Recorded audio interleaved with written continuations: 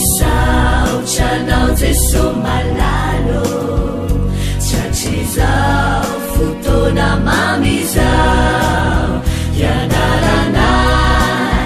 antongotrao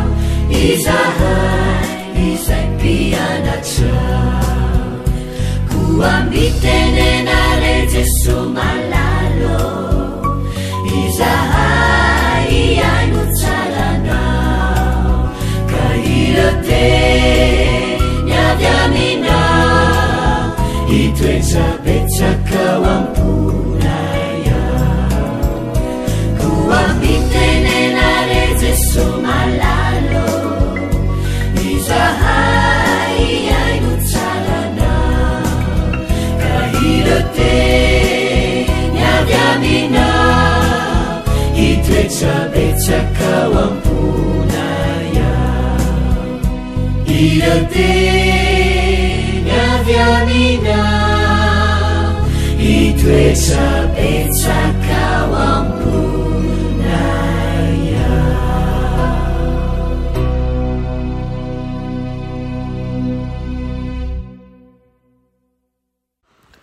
Falomerabantsika tsy azy ray avindray tonga eto amin'ny fandraisana ny lesona ho an'ny tanora sokina isika tiany ity mpifaliana trano ihany koa no iarabananao isa-tokantrano izay manaraka zao fandaran'izao lo indirantsika ny amin'ny lesona no ida ivavakisika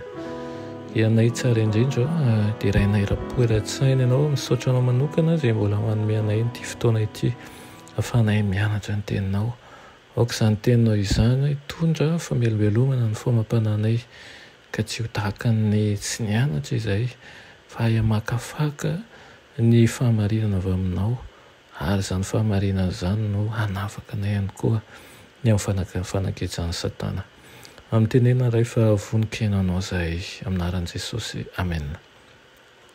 Raha teny lesona antsika androany dia manao ny teny sy ny famoronana. Kristy no mazava izay mahazava ny olona rehetra tonga amin'izao tontolo izao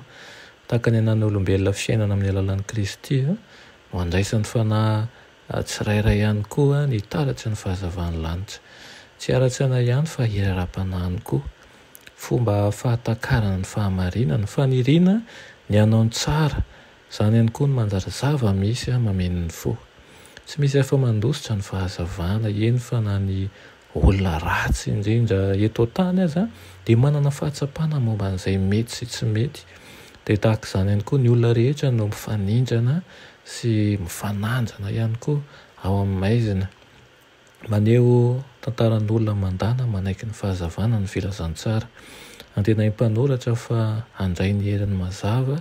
izay manazava sy mandresy lahatra amin'ny mpamaky azy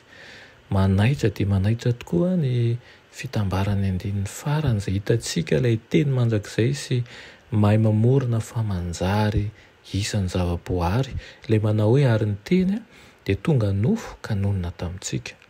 amin'ny fomba fiteny fohy sy manaitra no anondrony jaona ny fon'ny fivavahana kristianina tsy tantara mahafoaka an'izao rehetra izao intsony zany fa manjary mifamatotra amin'ny tantaran'ny zanak'olombelona mihitsy ambaran'ny jaona amin'ny alalan'ny mpisolotena manokana izany fifandraisana ety dia ety izany toy ny hoe nonona tamintsika hitanay ozy izy ny voninahiny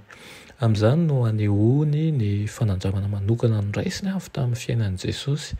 ary mitondra voninahitra sy fahasoavana ary fahamarinana ilay teny izao ihany koa mahery mahavery hevitra tsika mpamaky matetika ny hoe lahy tokana avy tamin'ny ray na le hoe zanaka lahy tokana manokana izay le teny hoe manokana izay nefa no hevitra izany amin'ny teny grika io koa ny tena ampiasaina iantsonany Isaka tsy izy rery ny zanaka lany Abrahama saingy izy no zanaky ny teny fikasana tsy ny fiterahana no asongadiny eto akory fa ny mahamanokana ambaran'i Jaona toko 1:7 mazava ny nahateo an'i Kristy tamin'ny fahamoronana ary hitantsika voalohany amin'ny 12 koa ny fanehoanany tsara ny zanaka sy ny ray izay maneho ny firaisana ety dia ety eo amin'ny teny sy Andriamanitra maneho ny fifankafatarana mampapitiavana ny sariny zanaka eo anatrehan'ny ray izao ny antony nahatongavan'i Jesosy ho nofo mba ampahafantarany teny an'Andriamanitra eto amin'izao tontolo izao izay nisy ny maiziny tsy fahatakarana. Ilay niaraka tamin'iray hatry ny fahagola ihany no afaka manao an'izany fanambarana feno fahefana zany, ary ambarany amintsika zany mba tsy hahaverevitra antsika, ahafantarantsika ihany koa ny loharanony ipoirantsika. Amen. Ry Andriamanitra tsara indrindra, amisaotranao Tompo manambara ny fahamarinanao aminay, angataka aminao hatrany izahay mba hitoetra aminay tokoa ianao, atsapahanay fa izay koa dia zanakao, ary hanomenao anjara manokana ihany koa ny amin'ny fanjakanao. Oka Tompo hitondra fifaliana sy fankairezana ho an'ny tsirairay avy izany, amin'ny anaran'i Jesosy. Amen.